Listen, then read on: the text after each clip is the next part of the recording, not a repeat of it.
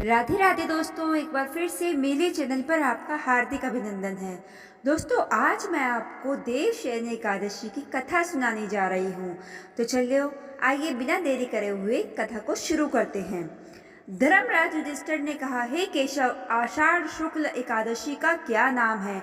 इस व्रत के करने की विधि क्या है और किस देवता का पूजन किया जाता है? श्री कृष्ण कहने लगे कि हे युधिष्ठिर, जिस कथा को ब्रह्मा जी ने नारद जी से कहा था वही मैं तुमसे कहता हूँ। एक समय नारद जी ने ब्रह्मा जी से यही प्रश्न किया था। तब ब्रह्मा जी ने उत्तर दिया कि हे नारद, तुमने कलयुगी जीवों के उद्धार के लिए बहुत उत्तम प्रश्न किया है, क्योंकि देवशयनी एकादशी का व्रत सब व्रतों में उत्तम है। इस व्रत से समस्त पाप नष्ट हो जाते हैं और जो मनुष्य इस व्रत को नहीं करते वे नरकगामी होते हैं। इस व्रत के करने से भगवान विष्णु प्रसन्न होते हैं। इस एकादशी का नाम पद्मा है। अब मैं तुमसे एक पौराणिक कथा कहता हूँ, तुम मन लगाकर सुनो। सूर्यवंश में माधाता नाम का एक चक्रवर्ती राजा हुआ है, जो सत्यवादी और महान प्रतापी था। वह अपनी प्रजा का पुत्र की भांति पालन किया करता था। उसकी सारी प्रजा धन धान्य से भरपूर और सुखी थी। उसके राज्य में कभी अकाल नहीं पड़ता था। एक समय उस राजा के राज्य में 3 वर्ष तक वर्षा नहीं हुई और अकाल पड़ गया। प्रजा अन्न की कमी के कारण अत्यंत दुखी हो गई। अन्न के ना होने से राज्य में यज्ञ आदि भी बंद हो गए। एक दिन प्रजा राजा के पास जाकर कहने लगी कि हे राजा, सारी प्रजा त्राही त्राही पुकार रही है, क्योंकि समस्त विश्व की सृष्टि का कारण वर्षा है।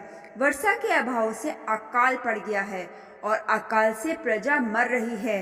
इसलिए हे राजन, कोई ऐसा उपाय बताओ जिससे प्रजा का कष्ट दूर हो।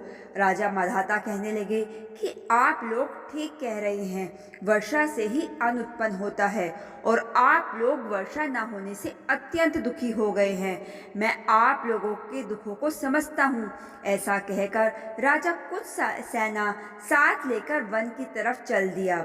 वह अनेक ऋषियों के आश्रम में भ्रमण करता हुआ अंत में ब्रह्मा जी के पुत्र अंगिरा ऋषि के आश्रम में पहुंचा। वहां राजा ने घोड़े से उतरकर अंगिरा ऋषि को प्रणाम किया। मुनि ने राजा को आशीर्वाद देकर कुशल क्षेम के पश्चात उनसे आश्रम में आने का कारण पूछा। राजा ने हाथ जोड़कर विनती भाव से कहा कि हे भगवान, सब प्रकार से धर्म पालन करने पर भी मेरे राज्य में अकाल पड़ गया है। इससे प्रजा अत्यंत दुखी है।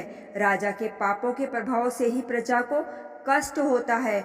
ऐसा शास्त्रों में कहा है। मैं जब धर्मानुसार राज्य करता हूँ तो मेरे राज्य में अकाल कैसे पड़ गया, इसके कारण का पता मुझको अभी तक नहीं चल सका। अब मैं आपके पास इसी संदेह को निर्वित कराने के लिए आया हूँ। कृपा करके मेरे इस संदेह को दूर कीजिए। साथ ही प्रजा के कष्ट को दूर करने का कोई उपाय बताइए। इतनी बात सुनकर ऋषि कहने लगे, हे राजन, ये सतयुग सब युगों में उत्तम है। इसमें धर्म को चारों चरण सम्मिलित है, अर्थात इस युग में धर्म की सबसे अधिक उन्नति है। लोग ब्रह्म की उपासना करते हैं और केवल ब्राह्मणों को ही वेद पढ़ने का अधिकार है। ब्राह्मण ही तपस्या करने का अधिकार रख सकते हैं, परंतु आपके राज्य में एक शूद्र तपस्या कर रहा है। इसी दोष के कारण आपके राज्य में वर्षा नहीं हो रही है। इसलिए यदि आप प्रजा का भला चाहते हो तो उस शूद्र का वध कर दो। इस पर राजा कहने लगा कि महाराज, मैं उस निरपराध तपस्या करने वाले शूद्र को किस तरह मार सकता हूँ? आप इस दोष से छूटने का कोई दूसरा उपाय बताए। तब ऋषि कहने लगे, हे राजन, यदि तुम अन्य उपाय जानना चाहते हो तो सुनो। आषाढ़ मास के शुक्ल पक्ष की पद्मा नाम की एकादशी का विधि पूर्वक व्रत करो। व्रत के प्रभाव से तुम्हारे राज्य में वर्षा होगी और प्रजा सुख प्राप्त करेगी, क्योंकि इस एकादशी का व्रत सब सिद्धियों को देने वाला है और समस्त उपद्रवों का नाश करने वाला है। इस एकादशी का व्रत तुम प्रजा सेवक तथा मंत्रियों सहित करो।